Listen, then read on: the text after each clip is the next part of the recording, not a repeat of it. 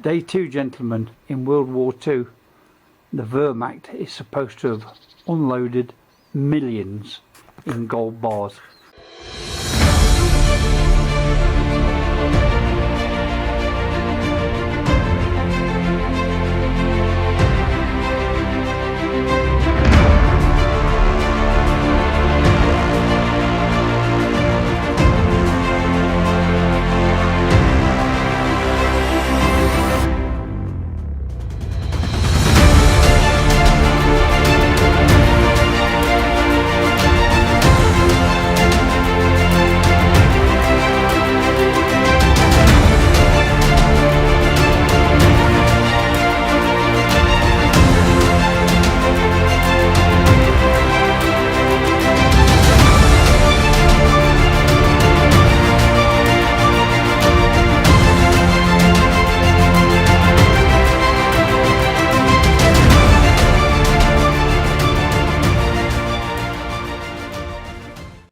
The very end of Grundlsee, quite a long lake, as you know, because you've just seen it on the video.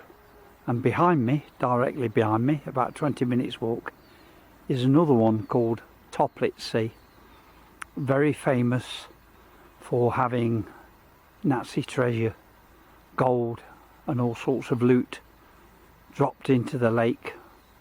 There's been all sorts of expeditions to try and find it. Even submarines put in it. There's been quite a few divers died in there. There's a lot of trees on the bottom, snags for which divers can get caught on, and quite a few has died. So they've disallowed diving. You can't dive there anymore. But like I say, there was a submarine expedition. But I've dived some of these lakes, and when you get on the bottom, you can put your arm in the mud and it just disappears up to your shoulder. So the mud is really deep on the bottom. Gold's heavy, so maybe it's still down there.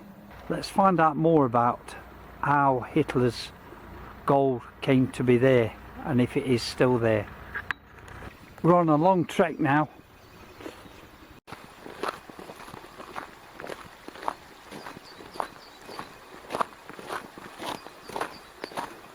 Apparently they brought the gold here on horseback, pack horses, and it was witnessed by several people. A mule train spotted traveling up an alpine mountain one night attracted attention.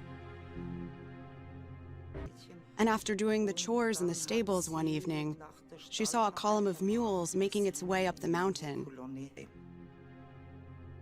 Ava Sturm's mother saw what was supposed to be a secret transport of hundreds of gold bars worth millions of dollars. It didn't stay a secret for long.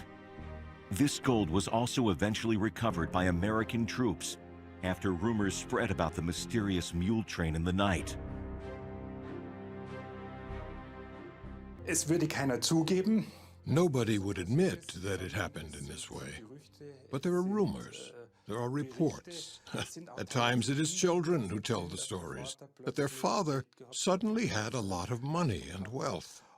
And that is, of course, always interesting for us to follow up. You could find a further trail through one of these connections. Marked on Jürgen Proska's map are potential sites that he thinks could hold Nazi loot.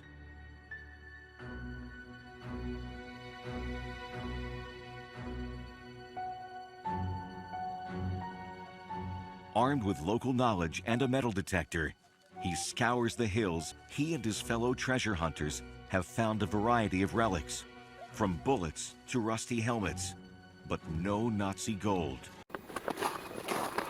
Some gold was recovered by American military, the monuments men, buried in the forest around here.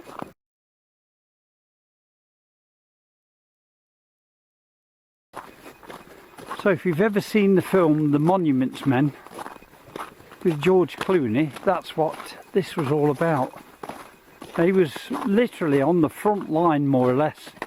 As the Germans were retreating, he was going into the cities and the villages and the forests like this and trying to find out where the gold and the famous paintings and loot was all stashed, and recovered quite a lot of stuff, and it cost a few lives as well, because these were not active military men in the sense that they was fighting, but their job was solely to go and look for looted stuff and recover it and return it back to the rightful owners.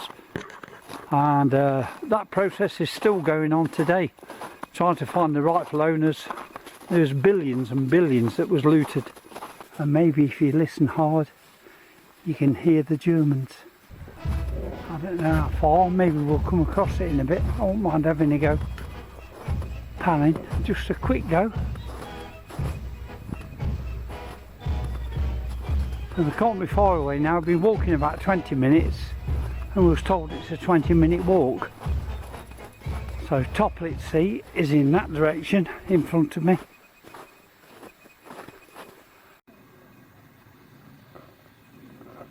So this is the famous Toplitz Sea. So either late 1944 or early to mid 1945. I would say early 45. The German soldiers rowed out to the middle here in a boat, and they dumped everything. Where that might be, whether it's up there or here, I don't know. But it's frozen over, and we've been told we can walk on this right across the lake. That's what we've been told. Whether we'll chance it or not, I do not know, but maybe we'll go and take some footage.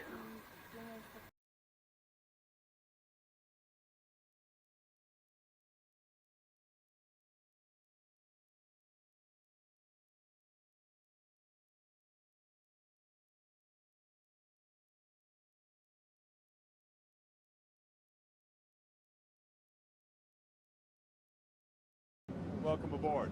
The memory of 83-year-old Adolf Berger is as sharp today as it was during the Holocaust. As a Jewish prisoner, he was ordered to pack up a secret Nazi project. The Nazi leadership needed him for a secret project that could well have ended up at the bottom of Lake Toplitz. Why the SS dropped the boxes in the lake in the first place is a mystery, but if it was to get rid of them forever, it was working. We expected to find the boxes in one piece. Instead, we found artifacts that crumbled at a touch. Solving the mystery meant Oceaneering would have to take a much bigger risk. We brought him to the lake to help us search for proof of his amazing story. I'm sure that the Nazis never thought we would come back with one of these. Definitely not. Berger thought he recognized the markings on the boxes. I'm gonna just float straight up. The evidence was in the Phantom's grasp. We decided to bring up the one plank that confirmed we found the Nazi boxes. It was at the surface, and then it slipped. Put it down. Put it down. Go down. Jeff Kowalishin tried to catch the evidence on the fly. Unbelievable. But it vanished, just as the Nazis intended. To get to the bottom of Toplitz and its secrets, a man would have to go.